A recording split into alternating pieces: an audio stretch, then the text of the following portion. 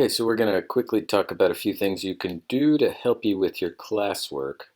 The first thing I want to point out is that on your Mac, there's a built-in tool called TextEdit that'll read out loud whatever you're reading for your class.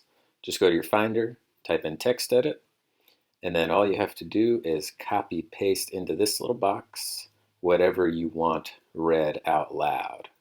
So you're going to highlight, just click and hold. You're going to hit Command C to copy, or you can go up to Edit, click Edit, Copy. Then you're going to go to the text edit box, and you're going to hit Command V to paste or edit paste. Okay.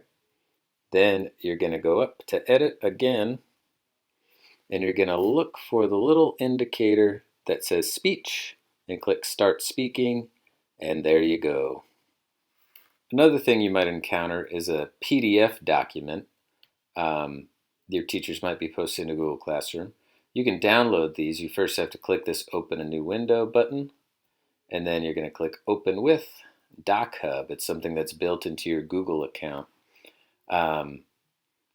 So yeah, you just have to say aloud, blah, blah, blah. Then once you have the PDF open, you can do things like highlight, which unless you have a printer is going to be really hard to do. If that's something you find helps you as a reader, you can still do it. You'll just go, you click this little button here. It's the highlight tool, and let's say you're really interested in Julius Caesar's parents. And there you go. You just drag it and drag it, and you're done. With DocHub, you can also type a response. So you're going to click this little A, and it allows you to make a text box. I'd recommend if you're responding to something, you choose a different color so it's obvious that you have new contributions here.